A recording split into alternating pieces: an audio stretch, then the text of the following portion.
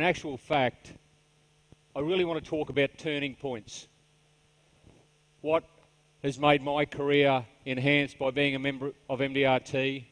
And one of the things that has changed me is the fact that I was willing to invest in myself, like you are all investing in yourself today. So congratulations for spending the money to pay your registration fee to be here today, particularly on a Saturday.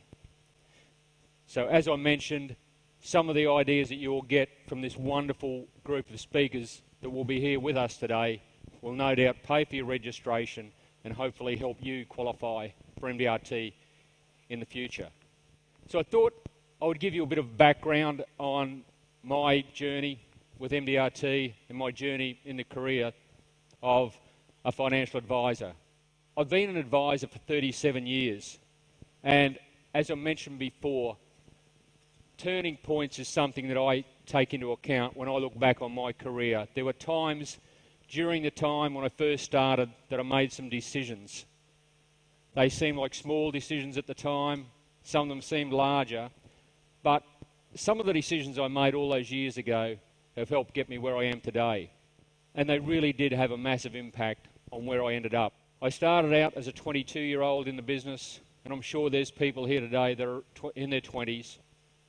And after 18 months in the industry, I was finding it extremely tough. I was considering leaving the industry. Someone convinced me that I should attend the National Life Underwriters Conference, and that was in Canberra in Australia.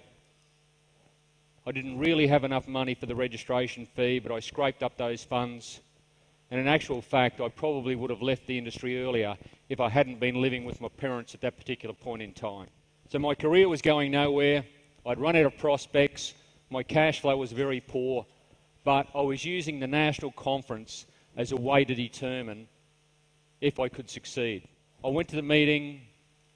I didn't know a lot of people there, and some of you here today may be the same. You may not know a lot of people at this conference. I attended, and I was very, very fortunate to be introduced to a very, very successful advisor. This guy had been in the industry for 30 years, and he took the time to have a conversation with me. And luckily for me, I was honest enough to tell him that I was considering leaving the industry. If I didn't find something that would help me stay, I'd be leaving after the conference. He offered to mentor me. He took the time to talk to me, asked me some very in-depth questions about what I was doing, and he gave me the belief that I could succeed longer term in the business. And looking back, it wasn't so much what he said, it was just the fact that he had some belief in me, gave me some self-confidence that I could get back to work and start to do things slightly differently. So one of the things he told me to start with was never forget you need to see the people, see the people, see the people. This, in reality, is a numbers game. And the title, See the People, See the People, See the People, is a book written by a legendary MDRT member by the name of Bruce Etherington. Top of the table member and a fantastic speaker. And the point is that the more people you speak to, the more people you make contact with, means you will have a far greater chance of finding real live prospects. And what it does do is help us become better prospectors and better communicators the more we talk to people. And you're improving those skills. And I believe prospecting is the single most important skill that we can have in this business. Most people can sell a product, they can sit down with a prospective client and tell them what they need or ask them what they need. But until you learn how to identify real life prospects, you're not going to move forward in this industry. A recent study in Australia, I was at a seminar in Brisbane where I come from on Wednesday, and they had some statistical information about financial advice in Australia. And 41% of advisors in Australia still say that the biggest issue they face is client acquisition. No one has taught them how to prospect. Certainly they can sit down and explain products. They can explain retirement plans, risk products, insurance, etc.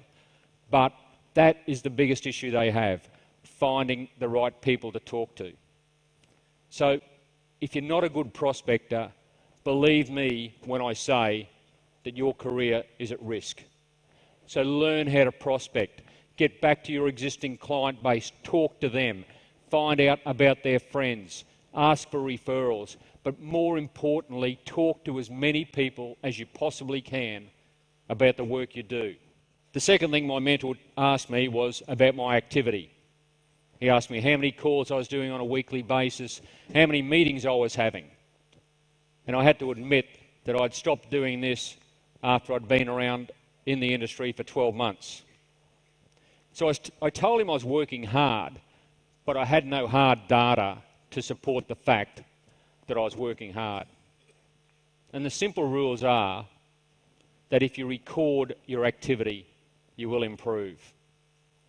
The second part of that analysis is that if you record your activity and report it to someone else, back when I first started, I had to report my activity to my sales manager, but after 12 months that stopped.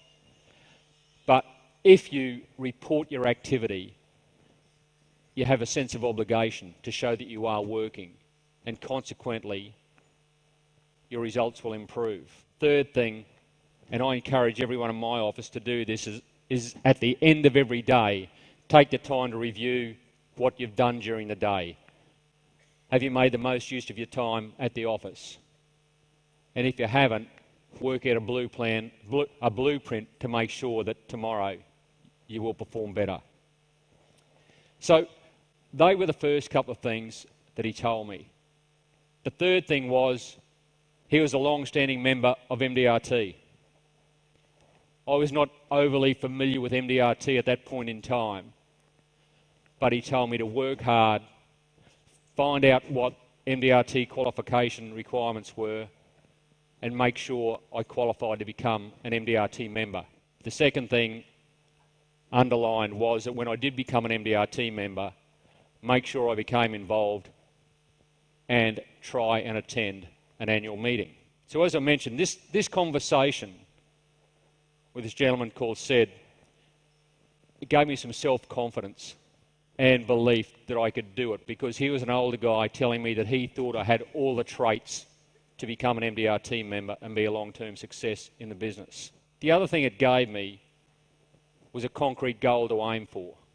Instead of working on a daily or weekly basis to make enough money to survive, there was another goal that he had given me: write enough business to qualify for MDRT. So it took away the day-to-day worry of making enough money to survive. It then became something bigger than that. What I started doing, which I'd been taught before, was to write down goals, what I wanted to achieve. And I'm sure everyone here has heard about the importance of goals and the impact that they can have on us.